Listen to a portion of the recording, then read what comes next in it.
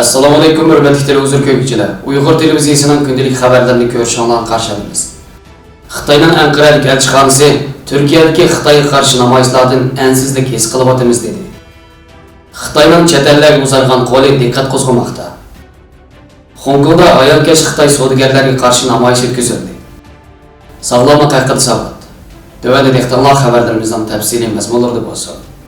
30 dekabr kuni Xitoyning Anqara turishliq elchixonasining bayonotchisi Xitoy elchixonasining tor betida bayonot e'lon qilib, Turkiyada Uyg'urlarni qo'llab elib berilayotgan namoyishlardan ansizlik his qilayotganligini bildirgan. Uyg'ur masalasining xalqaroda kuchli diqqat qo'zg'ishiga ergishib, Turkiyaning har qaysi viloyat, shahar va nahiyalarida Xitoyga qarshi ommaviy norozilik namoyishlari davomlashib kelmoqda. Turkiyadagi ba'zi o'qitish partiyalarimi Uyg'ur masalasida Xitoyni ayblab, orqa-orqadan bayonot e'lon qilib, Turkiya hukumatini Uyg'urlarga ega chiqishga chaqirmoqda. Bo'libmi 20 dekabr İstanbulda insoniy yordam mahbining uyushtirishi bilan o'tkazilgan cho'ng namoyish va uningdan keyin Turkiyaning har qaysi shahar va viloyatlarida Uyg'urlarni qo'llash yuzasidan o'tkazilgan Xitoyga qarshi norozilik namoyishlari Xitoyning Anqara turishliq elchixonasini cho'chitgan. Bir muxbirning yaqindan buyon Turkiyaning nurg'un joylarida Xitoyga qarshi norozilik namoyishlari o'tkazilyotdi. Uning Turkiyada turishliq Xitoy shirkatlari va Xitoy fuqarolariga qanday ta'siri bo'layotdi degan savolga Xitoy elchixonasining bayonotchisi, elchixonamiz Turk axborot organlarining ziyoratini qabul qilish va ommaviy aloqa yo'llari orqali davlatimizning Xinjiang Uyg'ur avtonom rayonida olib berayotgan terrorlikqa va oshqo'llikqa qarshi tadbirlarini obyektiv holda tafsil anlatib keldik. Lekin ba'zi yomon niyatli kuchlarning kuch kiritishi bilan Turkiyaning ba'zi joylarida Xitoyga qarshi namoyishlar o'tkazilmoqda. Turkiyadagi Xitoy fuqarolari, Xitoy o'quvchilar va Xitoy shirkatlarida ishlaydigan xizmatchi xodimlar elchixonamiz bilan aloqa qilib, o'zlarining kundalik turmush va xizmatlarining daxil ta'riziga uchrayotganligidan shikoyat qilyapti. Biz Xitoy elchixonasi bo'lish sifatimiz bilan vaziyatni yaqindan kuzatyapmiz va ansizlik his qilyapmiz degan. İstanbul Üniversitesining tarix fanlari o'qituvchisi Dr. Ömal Qul apandi Türk xalqining uzun yillardan buyon Uyg'urlarni qo'llab kelayotganligini, bu qitimqi norozilik namoyishlarining tarixda ko'rilib boqmagan shaklda kengayganligini, namoyishlarning kuch ko'rish bilan emas, balki o'zligidan tashkillanish bilan bo'layotganligini bayon qildi. Taratqular e'lon qilingan bayonotlarga asoslanganda Turk xalqi birinchidan Turkiya hukumatiga besim ishiltish orqali hukumatning Uyg'urlarni qo'llashini amalga oshirish, ikkinchidan Xitoyning Uyg'ur siyosatiga bevosita ta'sir ko'rsatish uchun bu namoyishlarni elib borgan.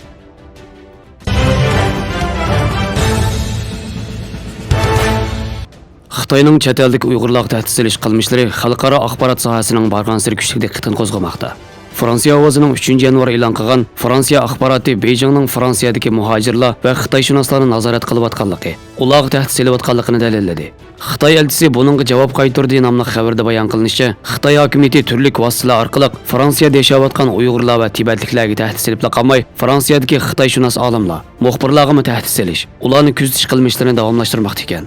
Xabarda tilga olinishicha, Xitoyning Fransiyadagi Uyg'ur, Tibet va boshqalarga solayotgan tahdidlari haqida Fransiya radiosi maxsus bir guruh tashkillab tekshirish olib borgan. Ularning e'lon qilgan tekshirish dokladida ilgari axborot vositalari tilga olinganga o'xshash Xitoyning bu xil tahdid va nazoratlarining mavjudligini dalillagan. Hamda Xitoyning Fransiyadagi elchixonasidan buningga javob berishni talab qilgan. Ammo Xitoy elchixonasi buningga bevosita javob berishni rad qilgan. Keyin muxbirlarga yozma shaklda xat avatib, muxbirlardan bu xil tekshirishni to'xtatishni, Fransiya-Xitoy munosabatlarini muhim nuqta qilishni ta'kidlagan. Xabarda Fransiyada yashaydigan Subi ismli bir Uyg'urning Parijda Xitoyga qarshi bir namoyishga qatnashib, uzun o'tmay Xitoyning tahdid xatini topshirib olganligi, Tanam ismli bir Tibetlikning Xitoyning uchur vositalarini ishlatib, Dalay Lamaning rasmlarini tarqatganligi uchun ko'plagan Tibetlikning qo'lga ilinganligiga shohid bo'lganligini bayon qilindi. Shundaqla Fransiyadagi Xitoyshunos Mari Holzman xonimning uyiga taklif qilinmagan bir yuchun mehmonning o'g'irlikcha kirib, butun chiroqlarni yondirib, ishkoplarni, tatmalarni ichib oqtirib chiqib ketganligi. Uning Xitoydan kelgan biz har qachon sana tikilib turyapmiz degan bir bishorat ekanligi qayd qilindi. Hammadan diqqat chekidigini Xitoy hokimiyatining Fransiyada nazorat qilayotgani Uyg'urlar, Tibetlar, Xitoyshunoslar bo'lib qolmay, balki yana Hongkonglik va Fransiya muxbirlari bo'lgan. Fransiya matbuotlarida Xitoydagi real vaziyatni ifoda qilayotgan fransiyalik muxbirlarga Xitoy elchixonasi viza rasmiyatlarini bajarib berishni izchil rad qilib kelmoqda. Muhojiratga Uyg'urlarni nazorat qilish, ularga tahdid solish qilmishlari yangilik bo'lmasa-mu, buning ko'lamining barg'ansir kengayotganligi g'arb ellarining kuchli diqqatini chekmoqda. Norvegiya Uyg'ur jamiyatining raisi, Uyg'ur adliya arxiv ombirining mas'uli Baxtiyor Umar apandining bildirishicha, bu xil nazorat va tahdid solish qilmishlari Gollandiya, Norvegiya, Shvetsiya qatorliq ellardan ko'p yuz bergan. Xitoyning chegara sirtiga uzargan qo'liga nisbatan muhojiratga Uyg'urlarning sal qaramasligini, undaq ahvollarga yo'liqqan hamon o'zlari turishliq davlatlarning qonun organlariga ma'lum qilish yoki to'rda bosh qilishga alohida ahamiyat berish kerakligini ta'kidlagan. Uyg'ur adliya arxiv ombiri Xitoyning bu xildagi nazoratlarga, tahdidlarga duch kelgan muhojiratga Uyg'urlarga qarata maxsus bir tor sahifasi ta'sis qilib, ularning voqea yuz bergan hamon tor orqali ma'lum qilish haqida murojaatnoma e'lon qilgan.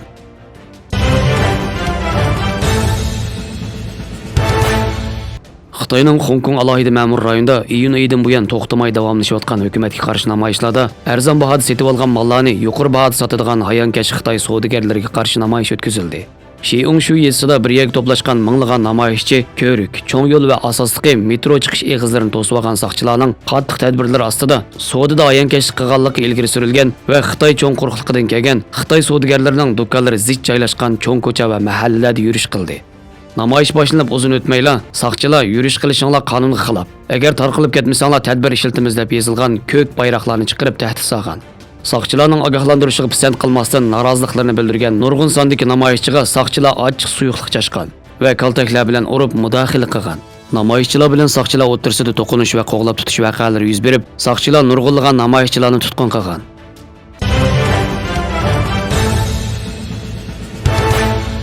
Ko'z chimchiqlatish ko'p sondagi kishilar ancha diqqat qilib ketmaydigan bir fiziologiyalik hodisa. Amerika psixika ilmiy jurnalining tadqiqot statistikasiga asoslanganda normal ahvolda odam o'tir hisob bilan har 4 sekundda bir qatim ko'zini chimchiqlatadi ekan. Ya'ni o'tir hisob bilan minutiga 12 qatim ko'z chimchiqlatadi ekan. 8 soat uxlash vaqtini chiqarib aytganda bir odamning har kuni ko'z chimchiqlatish qatim soni taxminan 12 ming qatimga yetadi ekan. Normal ko'z chimchiqlatish ko'z yoshining munguz pardasini namdab, siliq, pokiz qilishga, ko'z qarchuqini namxush tutishga foydali bo'lib, ko'zdagi chang tuzon va boshqa g'ayriy narsalarni tozalashga yordam beradi. Ko'z chimchiqlatish boshqa omillarning ta'siriga uchraydi. Masalan, odam jiddiylashganda ko'z chimchiqlatish chastotasi tezlashadi. Bolalardagi ko'zini ko'p chimchiqlatish kasali va tortishib qilish kasali pat-pat ko'z chimchiqlatishni keltirib chiqarish mumkin. Parkinson kasali ko'z chimchiqlatish chastotasini tuvallatadi. Odam kompyuter va yon telefon ekraniga uzoq qaraganda ko'z chimchiqlatish chastotasi tuvalab, minutiga 4 qatimdan 6 qatimgacha ozlaydi. Uning ustiga odam ekran qaraganda uzoq vaqt belgilik fokus oraliqini saqlag'achqa ko'z charchashni keltirib chiqaradi. Yaqin oraliqqa uzoq qarayamaslik, ko'z va ko'z choniqi og'rish, g'uva ko'rish, ko'z qurg'oqlashish, ko'zidan yosh eqish qatorliq alomatlar ko'riladi. Ig'ir bo'lganda bosh og'rish, ko'ngil elishish, bosh qiyish qatorliq alomatlar ko'riladi. Ko'z qarchuqidagi kristal linza to'lqin uzunligi 400 dan 500 nanometr keladigan yeshil, ko'k, so'sin qatorliq nurlarni to'sib qololmaydi. Shunga har xil elektronlik ekran tarqatgan ko'k nur bevosita ko'rish to'r pardasi seriq dog' qismiga yetib kelib, ko'z charchashni keltirib chiqarib qolmay, vaqtning o'zirishi bilan ko'z qarchuqining dog'ilishi sur'atini teziltadi. Elektronlik uskunalarni ishlatish vaqtini tizginlash. Qorong'u muhitda har qanday elektronlik ekranga uzoq vaqt qaramaslik kerak. Her 30 yoki 40 minutda bir qatim ko'zni 10 minut aram aldirish hamda ko'zni chimchiqiltib yoki ko'z asrash harakati qilish orqali ko'z muskullari va qon aylanishini tangshab, beoromlik tuyg'usini azaytish kerak. Uningdan boshqa uxlashdan burun yoki ertaga uyg'onganda 40 selsiya gradus atrofidagi sovuqchilangan lungini ko'zga 10 minut qo'yib berish kerak. Ehtiyoj borlar doktorning ko'rsatmasi bo'yicha ko'z charchashni pasaytiradigan ko'z dorisini muvofiq ishlatsa bo'ladi. G'izolanish jihatda hayvonot jigari, ko'mmiqo'noq, sebze, pomidor, chechaksay, palak qatorliq tarkibida vitamin A mo'l bo'lgan yemakliklarni hamda cho'nqur dengiz beliqini ko'proq iste'mol qilish kerak. Xabarlarimizni ko'rganlarga rahmat. Ko'rishkish omon bo'linglar. Xayr xo'sh. Allohga omonat.